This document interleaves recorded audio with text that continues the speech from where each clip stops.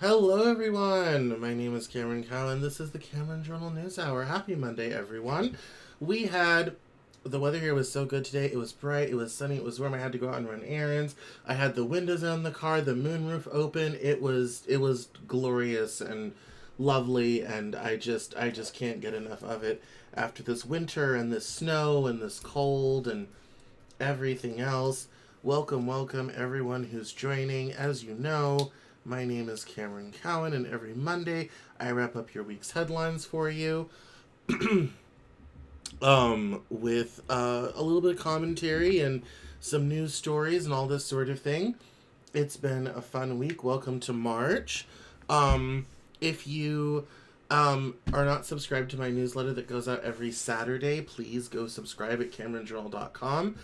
If you want to support me, the channel, the Cameron Journal, and great reporting, please make sure to head over to Cameron Journal/subscribe and sign up for Cameron Journal Plus.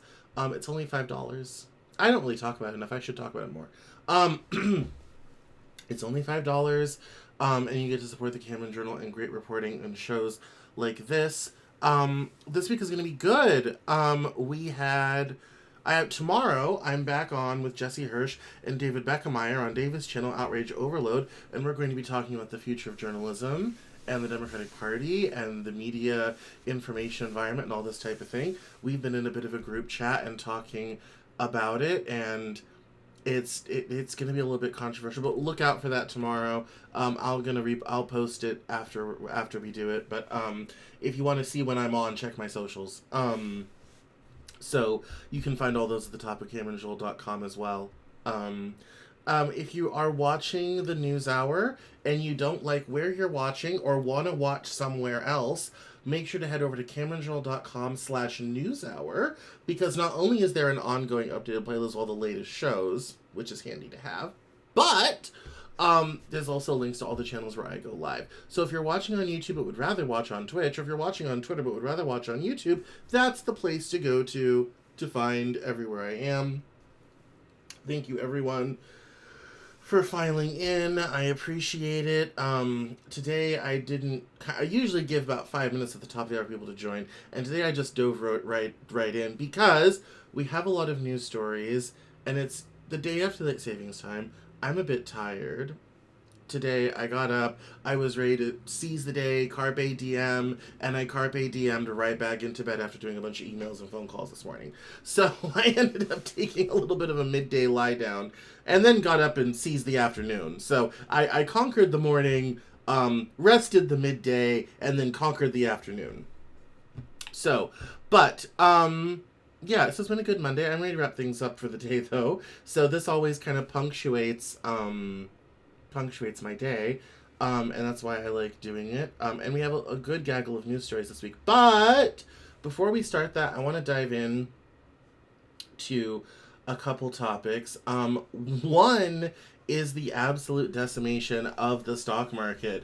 Right now, there's a big blazing headline on the front of Bloomberg that says, and I'm quoting now, maybe, if it will come up, "Markets rocked by Trump show economic fear across Wall Street." And everything is down. The Nasdaq was down 4% today. S&P 500 was down 2.7% today. Dow Jones was down 2%. The Russell 2000 was down 2.72%. Everything is down. So it's fun times. And we're gonna get into that a little bit. But the stock market is definitely on its way down. There's a lot of factors to that. One is tariffs. Another is the shakeup of the government and the laying off employees, kind of turning all those workers out into the private sector. Inflation was a little bit higher, but employment last month was a bit higher than anticipated, and jobless claims were up slightly. And some of that can be directly accredited to the changes at Doge. But there's also, I think, just a general weakness in the economy. But the big one is tariffs. So where we are and I have a news story about this. Where we are is that the Canadian and Mexican tariffs are paused for a month, sort of thing. Everyone kind of said it was a bit of a negotiation tactic, but it really it really hasn't been. In terms of it was just a negotiating tactic, then it seems to be that once Trump got what he wanted, he wouldn't put them in anyway, but he wants to put them in anyway. The reality is this is going to raise prices everywhere, and we have a very sad story out of Nebraska that kind of brings that home. But I kind of wanted to talk about that at the top because I've been watching markets the last couple of days, and they have gone in one direction only. And if you look at the last 30 days, markets everywhere are down thousands of points. And today the big sell off was in tech, and I want to say there's kind of a difference because people say, well, the stock market goes up and down, and hasn't been tech. Tech's been in trouble for other reasons, mostly the end of free money, and when it comes to the economic angle, I have a new article coming out called "The Story of Biden's Soft Landing" that I'm going to be working on, and it's there's a lot of economic factors at play. As I said last fall, there are whoever won, Kamala or Trump, was going to be facing a lot of economic headwinds going into 2025. You have inflation, you have high interest rates, and this is after a decade plus of very low interest rates and free money and Fed buying and all this type of thing. All those chickens, so that on top of COVID, all those chickens are eventually going to come home to roost. The American consumer is just not spending. Walmart today, I saw in a quote from notes from Walmart, that they're noticing that people are running out of money before the end of the month. They're buying smaller package sizes as the month goes on. Walmart is touting its success of capturing the over $100,000 consumer, which means that consumer is now shopping at Walmart. They're looking for better prices, bargains, all this type of thing, which I think is very indicative of how where the conversation is at economically and what people are really going through and how much less that they're spending because they have, the same amount of money, but everything is more expensive. So they're obviously, you can't have that. So people are going to be spending less money. So that is quite interesting. And I think is indicative of the general weakness. And I kind of saw that coming with inflation in terms of people are eventually going to start paring back and it's going to start hitting, real consumables before long. It's like, oh, we'll cancel some, streaming services over here and all this type of thing. But the reality is people are going to be looking at their whole budget and looking to cut back. And that's obviously going to have economic reverberations.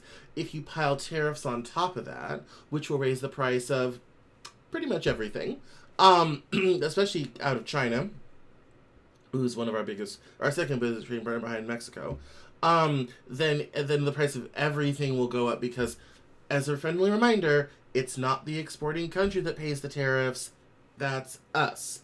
We, the people at the other end buying the product, pay the tariffs. We're taxing ourselves unnecessarily. Now, there are some times where tariffs are appropriate to keep and defend certain industries. The Trump tariffs that went in the first term, the Biden administration kept as a pro-union move. Tariffs are meant to encourage domestic production of certain things, and a lot of that does not make sense. But I have some articles from the Cato Institute that kind of gets into this a little bit more, and why, liberal, open, free markets, on certain things can be a better option and maybe not on others, and it's up to government to decide where to use tariffs to defend certain industries and where to have open markets and liberalization. I do kind of laugh that I'm going to be reading articles from the Cato Institute, because normally I don't agree with a single thing that they say. But I mean, the free open market liberalization is a mixed bag. And we've seen that in the second and third world, and we'll get into it. We'll bookmark that. We'll get into that in a minute. The other thing I wanted to mention, and I don't really have a news story for this, but the other thing I wanted to mention at the top of the show was how much debate there is going on right now in the Democratic Party. You can tell I'm tired. I don't have it together. How much debate there is going on in the Democratic Party around leadership, who's leading the party, who's leading the fight against Trump, all this type of thing. Bernie Sanders, bless his heart, is out doing rallies in Kenosha, in modest high school gyms, and all this sort of thing. And everyone's kind of like, Bernie's leading the way, he'll save us. The man is 80 with a heart condition, okay? He's not leading anything or saving anyone. And all the Bernie bros who come along and say, oh, it would have been different if Bernie had won in 2016, it would not have. One, Bernie Sanders couldn't get a single black person to vote for him. That's going to be a problem. Two, he never got enough delegates, and this is speaking as someone who caucused for Bernie in Washington State in 2016, and we voted for him like 90%, sort of thing. I understand his policies. I liked a lot of his policies. I think what he has fought for is very important. I think that he has definitely had an outsized influence on the Democratic Party. Occupy Wall Street made him famous, nationally famous, more than he was, and his influence on the past decade of progressive politics has been absolutely huge. Him and Elizabeth Warren have done more to move things forward in this country, especially in banks and finance and all this type of thing, than probably any other two people. Their influence has been outsized.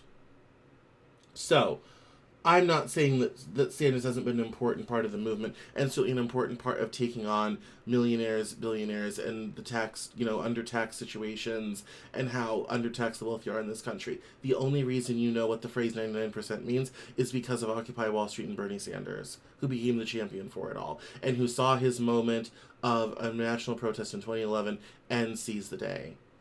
Let's just put that out there. All the flowers to Bernie for all of that. But when it comes to the present leadership of the Democratic Party, Bernie Sanders is not going to cut it.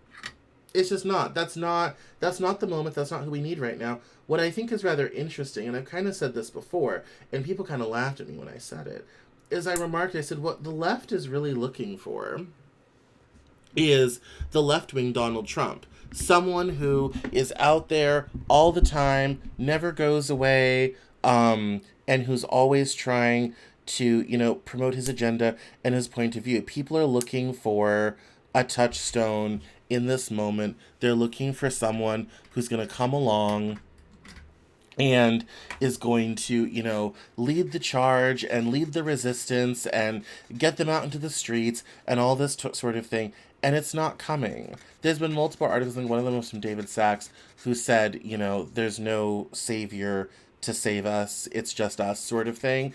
And I think that's broadly true, but I still maintain my thesis. There will be no resistance this time. This is a surrender. This is the left in the Democratic Party is in what I would like to call kind of sort of a messy retreat, because, and as I told someone kind of forlornly on Twitter, I said our whole agenda got rejected. It wasn't just Kamala Harris. It doesn't really matter who we would have put up, except maybe Joe Biden. The whole agenda got rejected. People are tired of immigration, they're tired of woke, they're tired of DEI, and all of these things have been branded Democrat, which is kind of funny because a lot of the time the Democratic Party wasn't even proposing those things, wasn't even promoting those things. But those all became a, part of the left brand and the Democratic brand. Because, as I said last week, the Democrats are terrible at defining themselves in the marketplace. And if you don't do it, someone else will do it for you. And the Republicans are very good at defining themselves in the marketplace. And they are very good at defining Democrats, too. And that is not just a messaging problem, it's also a philosophy problem. And so you've ended up in this terrible situation where people are looking, they want someone out there. They want someone to lead the resistance and to sort of be out there and in charge. And it's not going to happen. It's not going to happen. Bernie is not the answer. And I think the sooner people get used to that idea, the better off we'll be. I think the regrettable part is it's going to take a long time. We're early days. It's only March. It's going to take a long time, I think, for the surrender portion to finish, a new message, agenda to form, and then to get back out there again. But I also think that's going to involve dumping a lot of the most problematic issues, and a lot of that is going to be stuff to do with minorities And trans people especially are going overboard. They've already been put overboard. Any other pesky social issue that's deemed an electoral loser is also going overboard. So, I mean, beyond maybe wealth inequality, the entire Democratic agenda for the last decade is going overboard. I'm not happy about that. I thought we were making progress on things like systemic racism and understanding that, when you have systemic racism, you end up with wealth inequality, you end up with all these other problems. That's all going out the window.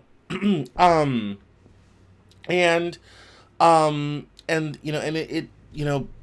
it also gets it, and there's also interplays of white racial consciousness and nationalism and isolationism and all this type of thing that are all in play. And we're seeing a big shakeup pretty much everywhere, which is what Trump promised. How much of it will actually stick remains to be seen, but it's a big shakeup. So, with all of that being said, glasses on, let's take to the headlines.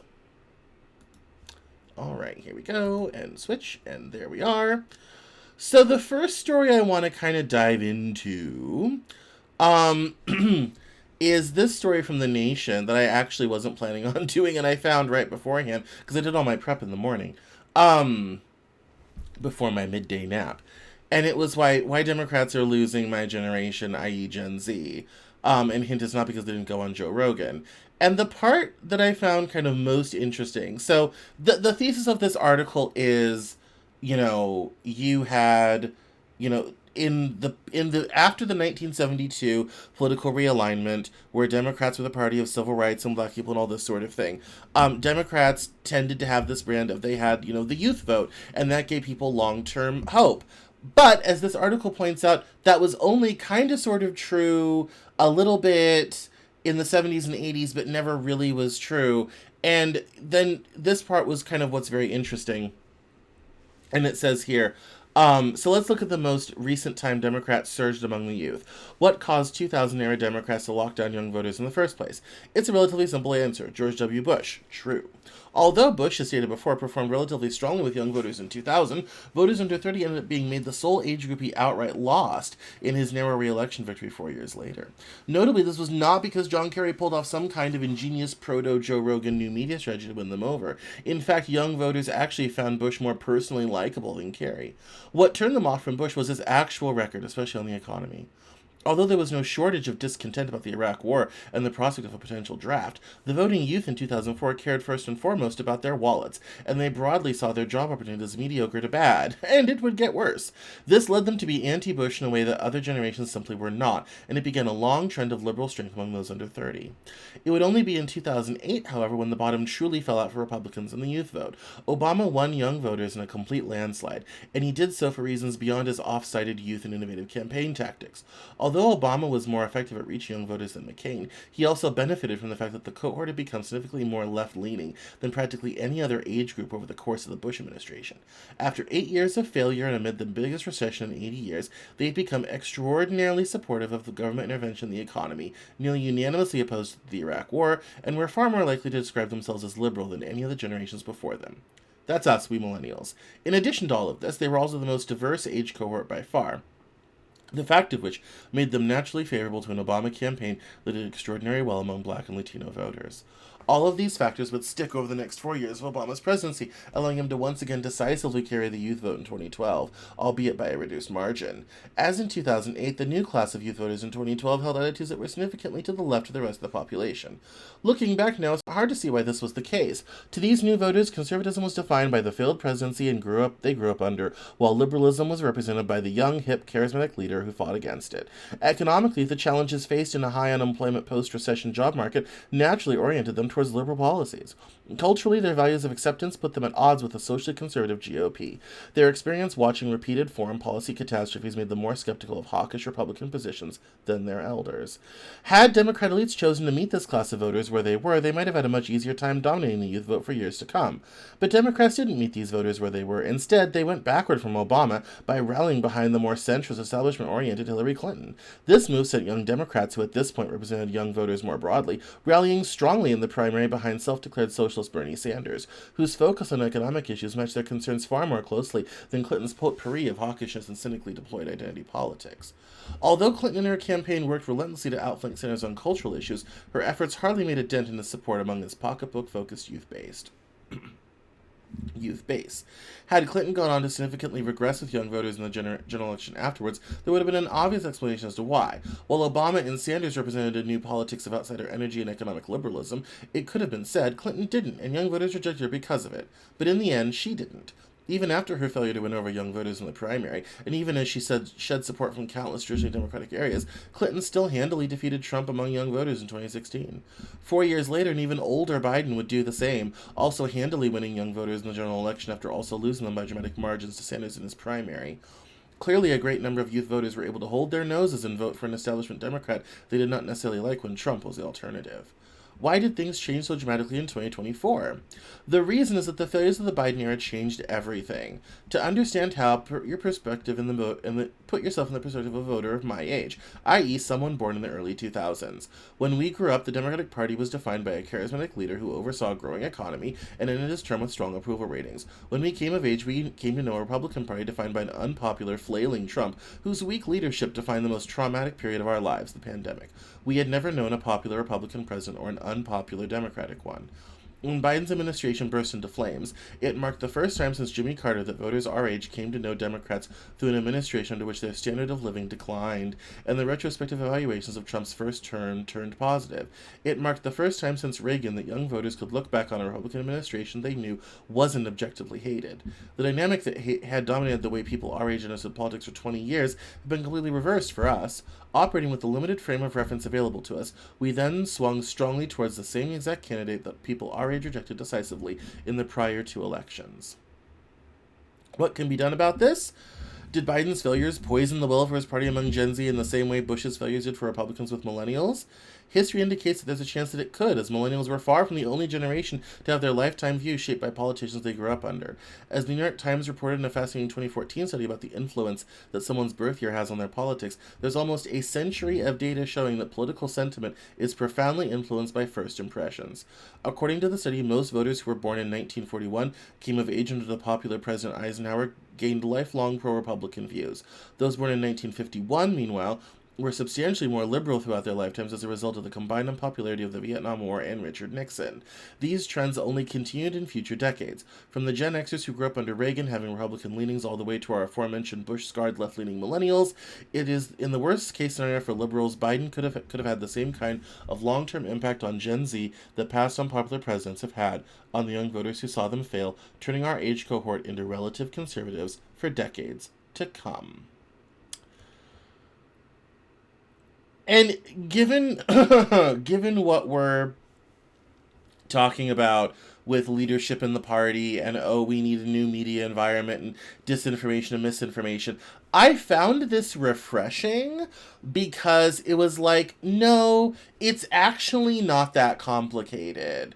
It's just for, Gen Z, it was the pandemic, it was mass, it was lockdown, it was inflation and a difficult economic environment. And when you come up under that, it does not give you a favorable impression of the party in power, oftentimes for a long time, because it has a profound effect on getting your own start in life. For a lot of Gen Z kids, they their first, second, year of college was completely messed up by COVID, and some people, some would argue we have not yet recovered from COVID, and to be a young person during that time would be incredibly difficult. Not only with, and then you pile on inflation and job prospects and how the economy has changed and all this type of thing. What a mess. It makes sense. I mean, do I love it? No, but does it make sense? Yes. And I think this provides some perspective that, it's just it's a sign of the time. Bearing in mind, Kamala Harris did not lose young people. Trump did much better than he did in 2020 or 2016. But she did narrowly win them, but it was not as big as Democrats would have thought. And I think this idea that, no, Democrats have been able to take advantage of the youth vote in the last 20 years because Bush was so unpopular that many millennials refused to vote for a Republican, and that may be true for a certain cohort of Gen Z as well, and that may be an overall trend going forward. I thought this was a very sane, grounded idea from someone on the front lines who gets it and is writing about it. I like it. It gives some very necessary perspective. So I always love The Nation, even though I'm still bitter about the fact that when I submitted an article to them in 2007, they said, we love your writing, but we don't know what to do with you, and we can't publish it. But we love The Nation all the same, and this was an insightful article. Excellent job, Mr. Cohen. Now, I want to move on to this story because before we get into tariffs and everything, I want us to dig into to this situation with what happened today regarding the Columbia student Khalil being arrested. And context: Donald Trump said he was following my previously signed executive orders. ICE proudly apprehended and detained Mahmoud Khalil, a radical foreign pro-Hamas student at on the campus of Columbia University. This is the first arrest of many to come. We know there are more students at Columbia and other universities across the country who have engaged in pro-terrorist, anti-Semitic, anti-American activity, and the Trump administration will not tolerate it. Many are not students, they are paid agitators. We will find, apprehend, and deport these terrorist sympathizers from our country, never to return again. If you support terrorism, including the slaughtering of innocent men, women, and children, your presence is contrary to our national and foreign policy interests, and you are not welcome here. We expect every one of America's colleges and universities to comply. Thank you. This person, Mr. Kestenbaum, said, please explain like I'm for. I've been a loyal Democrat my whole life. I've knocked on doors for Barack Obama when I was 9 and attended the DNC and supported Bernie at 17. Why couldn't my party stick up for Jewish students? We asked Biden and Kamala, they refused. And I didn't reply to this thread, although I probably should. There's only one good reply, and that's this one. And it says, because it's against the Constitution to stick up for one group of people at the detriment of another just because they hold different views. It violates the First Amendment. Trump is just bought by Israel more so than other politicians, so he has to do it, and no one in America will do anything about it because American politicians work for Israel.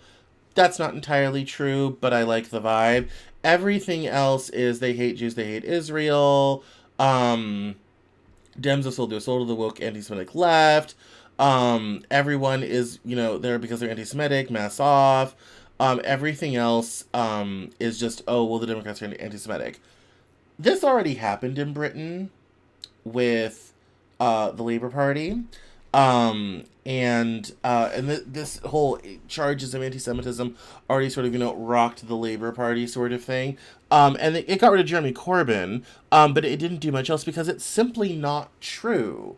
And my response to Mr. Kestenbaum would kind of be as follows. Yes, Mahmoud Khalil is an Arab person who was here. He's a green card holder. And he was leading the protests that students at Columbia were having against what they view as the Israeli genocide against Palestinians. I think there would be a lot fewer issues if Israel was not indiscriminately bombing schools and hospitals, because that's quote-unquote where Hamas is. I think there would be fewer issues if the American government was not giving Israel billions of dollars and tons of weapons to do the job. No one's saying Israel shouldn't be able to defend itself. If Iran fires a missile, shoot them down. That's what the Iron Dome is for. And Iran did that, and they did. I have no problem with them rooting out Hamas and Hezbollah. And I think a lot of those student protesters don't either. No one's sad to see Hamas and Hezbollah gotten rid of, okay? They're both terrible organizations, funded by drug money, state-sponsored in the case of Hezbollah. No one's sad to see them go. Obviously, the tragedy of October 7th was absolutely terrible. I mean, that footage of people at a music festival being shot by Hamas is haunting. And nobody wants that. Again, it's great to get rid of Hamas. The problem is, this war has gone way beyond fighting Hamas. There is no more Gaza. There isn't. It's flat. There's hardly a building standing in the place. And that's 1.2 million people dispossessed. Trump wants to basically remove all the Palestinians somewhere else. He's trying to get neighboring nations to take them, and Egypt nobody wants them. That's always been the problem. Nobody wants them. There have been Palestinians stuck in refugee camps in Jordan for decades that have nowhere to go. You have a history of increasing settlement in the West Bank, where the amount of land occupied by Palestinians is getting smaller and smaller, less and less. By the end of this, there will be no more Palestine-controlled areas. There won't be that many Palestinians left by the end of all of this. And I would say it was not the job of President Biden and Kamala Harris to stick up for Jewish students or tell other students it wasn't their right to protest against a terrible thing that's happening to people.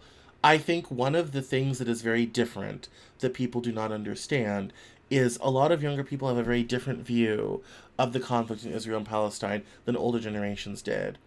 A lot of, if historically in this country, and this was true when I was growing up, it was pro-Israel and that was it. And if you were pro-Palestinian, it was kind of like, weird, what's wrong with you sort of thing. That has changed a lot, especially for students of color. Recently, and you've probably seen the clips on YouTube over the past week, I interviewed a woman named Dixie Ann Halaj, whose husband was part of the PLO and was a Palestinian.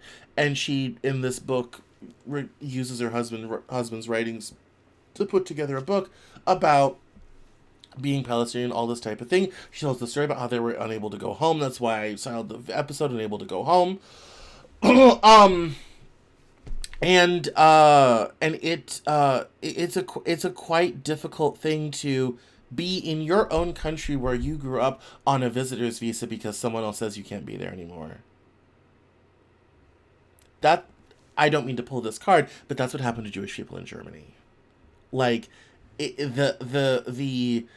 the mirrors of what has gone on is extremely disturbing and extremely unfair, and historically the advocates for the Palestinian cause have been few and far between or been very problematic. Again, am I excited about Hamas? Absolutely not.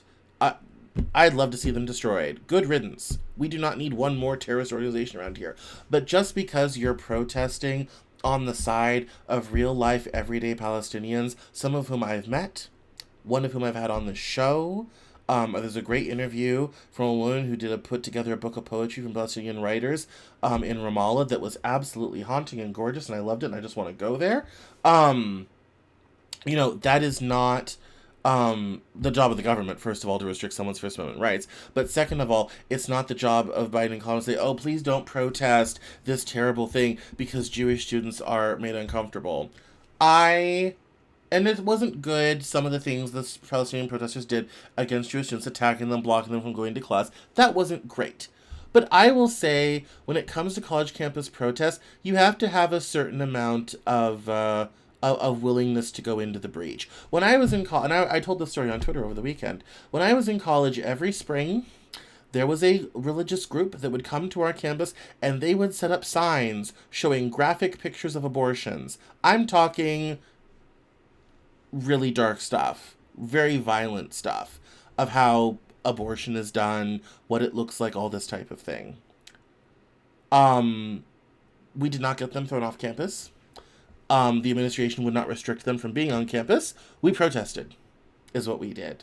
We helped people get to class by not having to walk through those signs.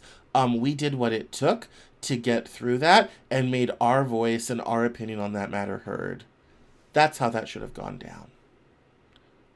Instead, it was these poor kids are, there's a protest happening and all this type of thing. And not that students should have been physically attacked. Not at all. Not that, students being, stopped from going to class was not good. And then that's part of the protest that I don't necessarily agree with, just to be clear. But expecting the government to come in and suppress a protest so another group of students who happen to share an ethnicity with the government doing something is absolutely nuts. And that's what I would tell to Mr. Kastenbaum. Why were those students so privileged that they deserve to not have any criticism for something that they're loosely associated with? Or be shielded from any sort of discomfort because people are protesting about something that they happen to, again, be by accident of birth loosely affiliated with. And again, most of those protests had nothing to do with Jews as such. It had to do with the government of Israel. And as I have said before, and I will say it again and let no one mistake me on this, criticizing the government of Israel is not anti-Semitic. And criticizing any government for terrible violent actions against people is a good and moral and just thing to do. And the reality is Israel has been operating in apartheid in their country for quite some time. I have talked about it long before this conflict started, and it's worth mentioning now. And I will criticize the government's actions. I will laud them when they do good. I will criticize them when they do bad. I don't care who runs the place. The fact that Jews happen to be in the government of Israel, is an accessory to the fact of the government of Israel is doing terrible and immoral things. And I would tell Mr. Kassenbaum, this is the situation. I'm sorry you've made me feel uncomfortable. I'm sorry these protests are uncomfortable for you as a Jewish person. And I'm sorry you feel like it's the party's job to stand up for you. But I would say, you know what? For all those protests and all those votes, your party never abandoned you. It wasn't about protecting Jewish students. It wasn't about any of that. The reality is they called for a ceasefire, but the weapons kept flowing. The money kept flowing. Israel still got what it needed to defeat Hamas. This poor fellow, Mahmoud Khalil, is a political pawn. And he's kind of been disappeared because no one knows where he is right now. He was supposed to be at a facility in Elizabethtown, New Jersey, and no one knows where he is. Lawyers can't find him. His family can't find him. It's a terrible thing. That's worse. And that would be my response to him. And I wanted to bring this up because this is a very important headline kind of over the weekend and into today. And this post I found particularly beguiling.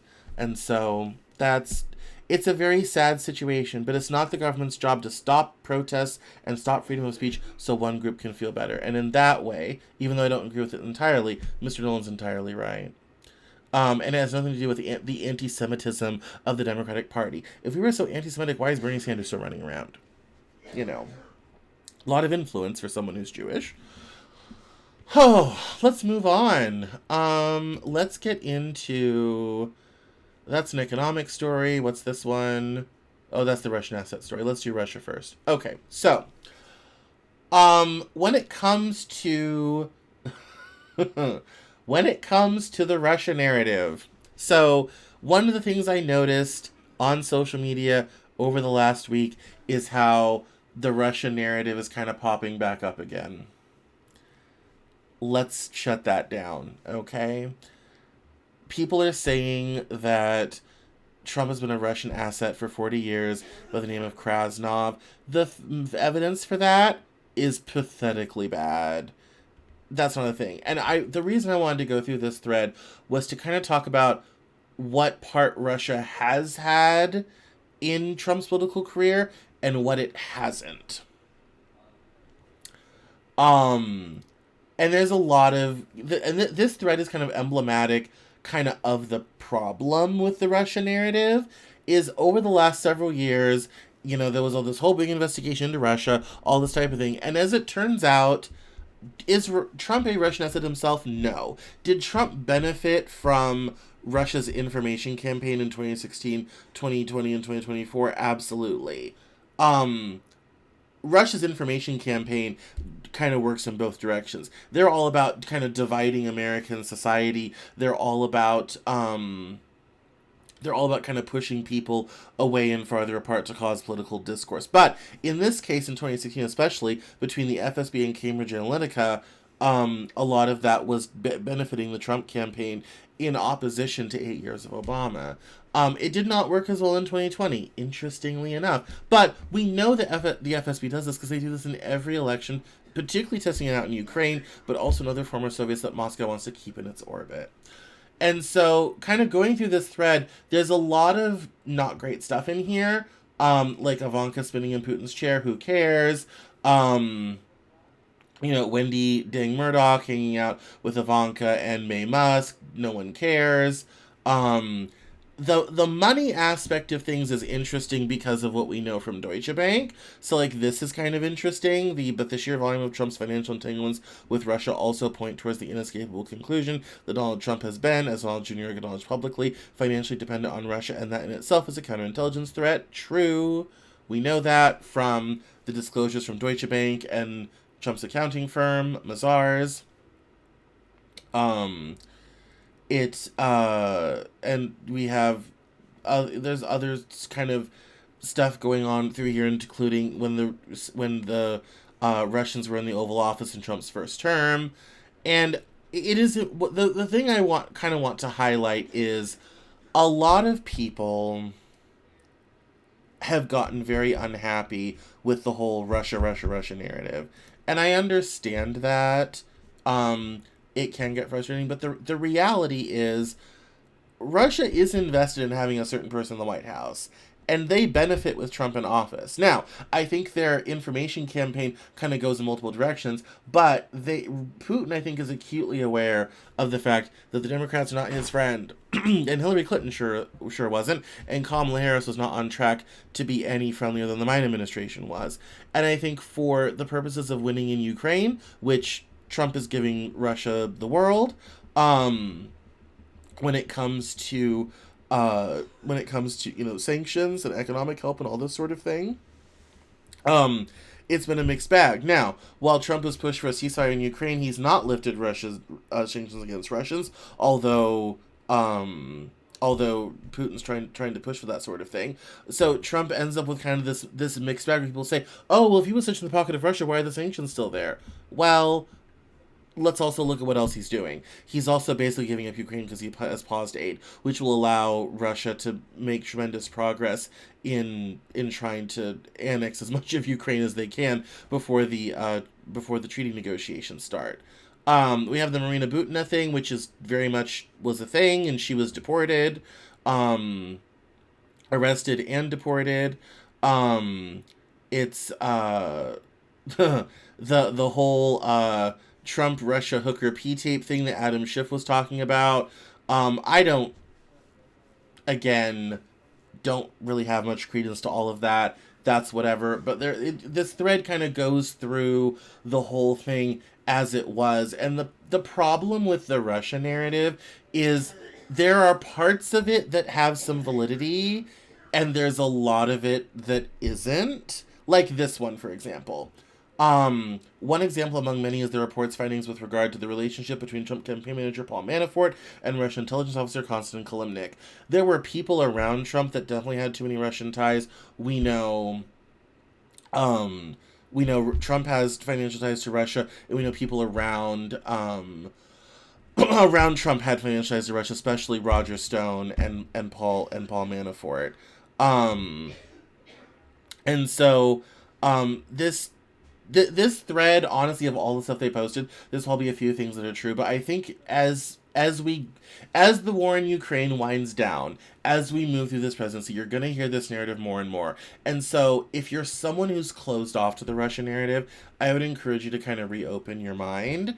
If you are died in the Trump's a Russian asset sort of thing, I would encourage you to dial it back a little bit and let's live into what we have evidence for, what we can prove. The reality is Roger Stone and Paul Manafort went to prison for their ties to Russia. We know Trump has financial ties to Russia. We know the FSB helped Trump win in at least 2016 and possibly 2024. That's what we know. The rest of it is noise. Let's leave it at that. All right. Now, let's get into the economy. We're not going to talk about that. That's about Japan. We're not going to talk about that. Let's dive into the economy, though. So this thread starts here, and this is going to be a nice thing starting our discussion, getting into what's going on in Nebraska and getting into some of the stuff from the Cato Institute. Let me take a drink real quick. So, this is in response to a thread from this guy named Austin Allman, telling Democrats you aren't going to make many inroads with people whose towns look like this if you aren't willing to admit it's a problem or even gesture symbolically at a solution. Kind of this boarded up, sad, lonely downtown. And when I saw this morning, I knew I wanted to talk about it. Because this is kind of what Trump is trying to bring back, but it's not going to work, and here's why. Small town economies were built on manufacturing, agriculture, extractive industries, coal, steel, logging, and local retail. All of these are dead now, automated away, or simply gone. Biden actually did propose some things that could help small towns: universal broadband, infrastructure investment, etc. Other solutions are unpopular.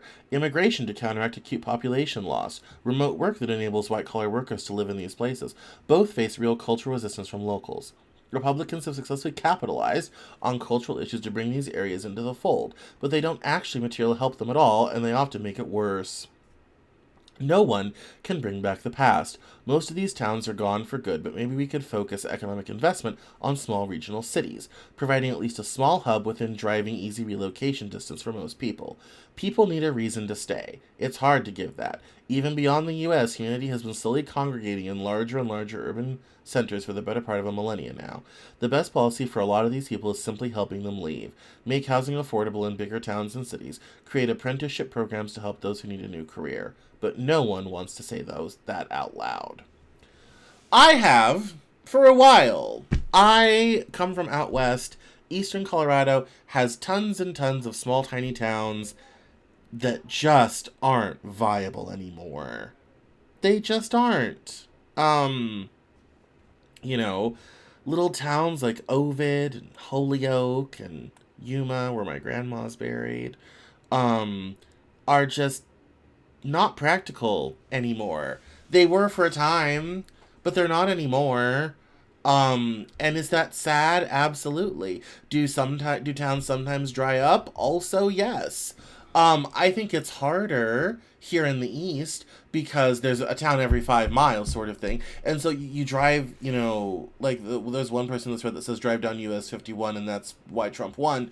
And I've driven through Western Pennsylvania. I've driven all around the East, and it is really sad to, if you even drive through them, sometimes the interstate goes around them, stopping in these towns, and it's kind of like all boarded up, a gas station, something else. It's kind of like, who lives here? Who'd want to stay here? What opportunity? Nothing. There's nothing. And it's, it's a difficult thing because this person is not wrong. And it's a very difficult thing to fix, and I don't think we can fix it. And I like this reply. What you're suggesting leads to an agglomerated economies, which increases living costs, and the amount of expansion to accommodate moving humans from rural areas to cities is limited by policies focused on hindering the spread of urban sprawl. Second, the people in those rural areas quite literally want opportunities for their town without changing the demographics of that town. They want to be revitalized, not replaced. Their goal isn't to make their town completely unrecognizable, even if it's good for the town. They distrust a lot of people who are trying to help because they are realizing most people don't see them as a people connected to a land who want their kids and their kids' kids to be raised in that same land. And this reply is correct. Yes, indeed, they want something that is impossible, cannot be done. And certainly a lot of urban policies around housing must also be reworked. No argument from me there. I think that last bit about people connected to a land who want their kids and their kids' kids to be raised in that same land, one of the biggest divides in, human society is the divide between the sort of cosmopolitan urban elite who's willing to move anywhere, relocate, pick up, not tied to a location, and people who are intimate, their identity is tied to a specific location on the planet. I remember when I first started playing Star Trek Online 6 years ago, I met this guy who, he lived in a small town, I want to say in Mississippi, I think. And his whole family lived there. He had always lived there. He wouldn't want to live anywhere else. He couldn't think about where else he would live. His whole life was just that place, that town, that space sort of thing. I mean, that's where he wanted to get married, have kids. And I don't think people realize how much, for most people, that's so much the case. They are intimately really tied and wedded to a certain piece of land on the planet, and it's very important to them not to leave that behind, because that's like leaving themselves behind. They want it to be back to the way it was, to have thriving businesses and thriving communities and places they can stay where they are. And I think the uncomfortable part, and we can talk about the hollowing out of the economy and the hollowing out of America and the industrial base and all this sort of thing. And we're going to talk a little bit about that with the Cato Institute here in a minute. But the reality is, in our modern globalized society, that's just not sustainable. That's not what they do in China. I mean, in China, that people are moving to cities in ever accelerated rates away from the rural areas. That's the world we live in now. And I don't know how you explain to people I'm sorry, your town doesn't make sense anymore. The reason for your town being here doesn't exist. The mine has closed. The factory has gone. The steel mill has closed up. It doesn't make sense for you to be here anymore.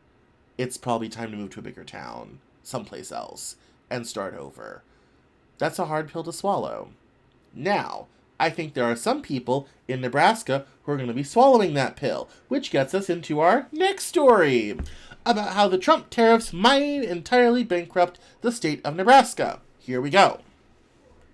Imaging Products is Imaging Ingredients, is Iowa-based with customers across Nebraska, but the company is also global, importing ingredients to use in its feed products from around the world, including from China. The recent Trump administration tariffs imposed on that country means that the animal feed company will now pay more for a feed additive for pigs and chickens, a product that can lead to healthier animals and savings for farmers. Speaking from his cell phone as he drove into Nebraska, Imaging Ingredients managing partner Paul Mitchell said the company and its supplier will absorb the increased costs as long as they can, but that will only work for a few months. Long term, he said, we'd have a significant price increase. So if the price is increasing, it's not going to be 1, 2, it'd be a major jump up because it would be the new normal.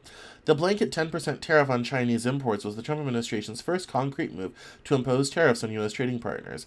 This week, Trump increased those tariffs to 20%, while adding 25% tariffs on most imports from Mexico and Canada. Canada, Mexico, and China responded by announcing their own tariffs, with China targeting agriculture, including 3 giant Nebraska exports: corn, cattle, and soybeans. Other planned Trump tariffs could soon affect the prices of steel, aluminum, lumber, and copper, and hit more countries that already have tariffs on U.S. goods. Trump has alleged that trading partners are ripping off the United States because they export more goods to the U.S. than they import. Supporters have also argued that tariff threats could reopen negotiations and lead to better terms for producers in the U.S. But new tariffs can also lead to retaliation, which can be directed at industries like agriculture. Farmers work inside a globalized economy, depending on things like fertilizer, energy, machinery, and irrigation equipment that could become more costly with tariffs. And those costs can filter down, said Nathan Bowen, a vice president for the Irrigation Association and Industry Group. Trump's proposed tariffs on steel and aluminum won't just harm manufacturers, he said. They'll also impact the people that purchase those products. It can mean layoffs, reduced production, delayed expansion plans, and fewer equipment purchases, Bowen wrote in an email. And when you're talking about essential industries like agriculture and irrigation, those ripple effects hit the entire economy. Tariffs are nothing new to the Trump administration. In 2018, during his first term as president, Trump imposed tariffs on solar panels and washing machines, then quickly followed them with broader tariffs on steel and aluminum. Escalating retaliations from the U.S. trading partners led to a trade war that a variety of nonpartisan think tanks, including the Tax Foundation, the Peters Institute for International Economics, and the Brookings Institution, have described as a net negative for the American economy. Many of the retaliatory tariffs during that trade war were targeted politically sensitive areas like agricultural exports, said Brad Lubin, a UNL agricultural economics professor. The Nebraska Farm Bureau estimated that tariff-related losses cost Nebraska farmers nearly $1 billion in 2019 alone, with soybean and corn producers impacted the most. Most of the financial losses were offset by direct payments to farmers from the federal government through a Trump administration USDA program, which distributed billions to farmers. But the trade war still had an impact. Supply chains and markets shifted, with countries like Brazil and Argentina exporting more soybeans to China to fill the demand previously filled by U.S. farmers. Now, 7 or 8 years later, we still see a different pattern of trade flows around the globe. Trade losses linger, and it takes a really long time to rebuild a market. The trade war ended on paper with the Trump administration's Phase 1 trade agreement with China in 2020. This was supposed to lead China to expanding purchases of U.S. products, but those purchases never happened, according to the Peters Institute for International Economics. Then the Biden administration kept the tariffs in place. During both administrations, the U.S. gradually entered into agreements with individual trading partners to reduce tariffs on steel and aluminum, exempting some countries and establishing quotas on imports of others. But this year, Trump announced that the 25% tariff on steel would return, and the tariff on aluminum would increase from 10% to 25%, scrapping previously negotiated agreements. These tariffs are scheduled to take effect on March 12th.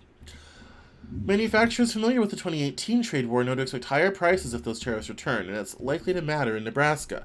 The Irrigation Association has major Nebraska center pivot manufacturers like Lindsay Corporation, Renke Manufacturing, and Valley Irrigation as members.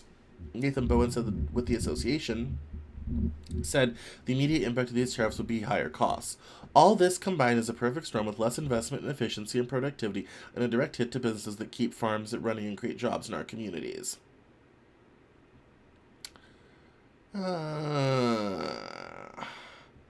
I want to get down to the part where, yes.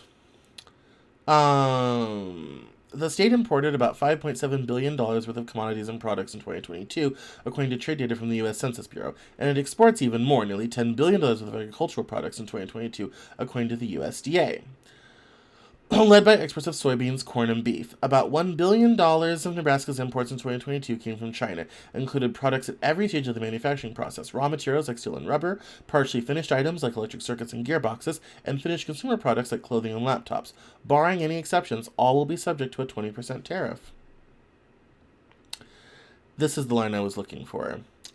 That is the number one thing about being a farmer. You're 100% powerless on the price of things, and you're 100% powerless on the weather. And those are the two things that affect us the most.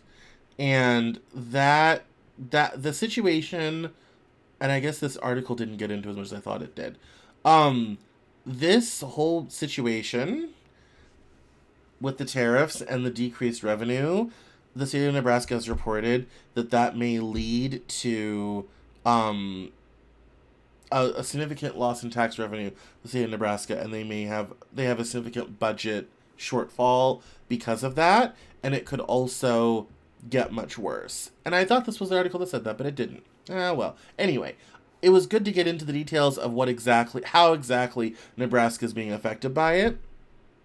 In terms of irrigation and steel and agricultural inputs and all this type of thing. This is, even though it didn't get into what I wanted to talk about, this is the on the ground reality of this. And I think in 2018, with the way the trade war went, it was much more targeted, and so it didn't impact people as much as it does now. That was the thing with the farmers, but $12 billion kind of solved that and all this sort of thing. And so this was a good history on all these tariffs, what has happened, why, why this is going to hurt people, and why it literally could, have major budget problems in terms of taxes for the state of Nebraska, and why putting up tariff barriers in a interconnected global economy, as it says, can be disruptive by tariff fights. And so all sorts of odd things. Like, I love this one. The company sources materials from other countries because many ingredients can't be found here. Psyllium husk, an additive that can benefit sow and horse diets, comes from an herb primarily grown in India. Another feed additive they sell, Pharmatan, comes from a specific European hardwood tree. They also purchase enzymes from China, which is subject to new tariffs. Enzymes could be developed domestically, Mitchell said, but the cost of complying with environmental regulations in the United States allowed overseas suppliers to produce at a lower price and outpace the domestic industry years ago. Imogene has been doing business with a supplier in China for 20 years, and there aren't any other enzyme producers with comparable quality standards and pricing. It's not easy to switch, he said. And this is where the whole, switch to a domestic producer sort of thing doesn't really work out. The reality is, if you start to try to replace all of these things, it will take 5 to 10 years to build the factories and the supply chains, do the deals, and also the tremendous amount of capital to kind of get all of that done. And the reality is, it's going to be years of short-term pain, higher prices, increased inflation, and if the price of beef and soybean and corn goes up, the price of most food is going up, except for maybe raw vegetables. But those are tariffs because they come from Mexico in the winter. So the price of everything is going up because of these tariffs and because of this trade war. That's the point. It's going to be a mess, and Nebraska may go under as a state. Now, it's the top of the hour, and I have all these articles from Cato, and this stuff is going to be long, and we're not going to get into it this week.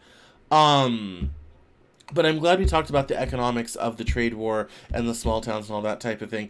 The thing about these 3 articles from Cato is it basically talks about kind of why globalization was a thing, and why, our immigration policy is not that great, and why digital services, and because the U.S. economy is so service-based and information-based now, and why this international trade of digital services is so important, and all this type of thing. But you know what? This could go on for 20 minutes, and it's 8 o'clock. It's been an hour, And I know from experience, the mind cannot hear when the butt is tired.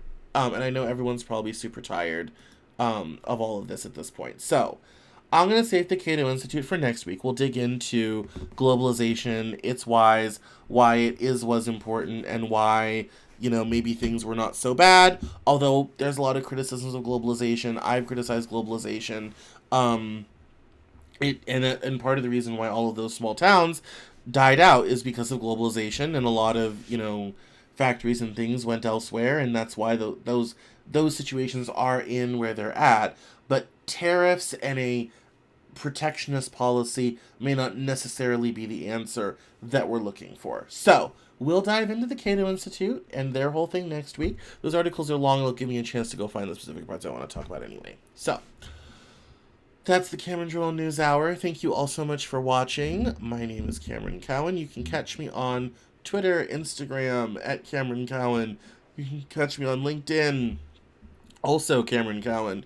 Facebook.com/Cameron L. Cowan, and you are welcome to find all the places that I go live at CameronJournal.com/newshour. And I go live every Monday at 7 p.m. So I will see you here next week at 7 Central. Thank you so much for watching. Have a great week, everyone. If you haven't got to subscribe to the newsletter for Saturday, CameronJournal.com. Go now. There's a pop-up. Sign up. You'll see you next week. Bye-bye.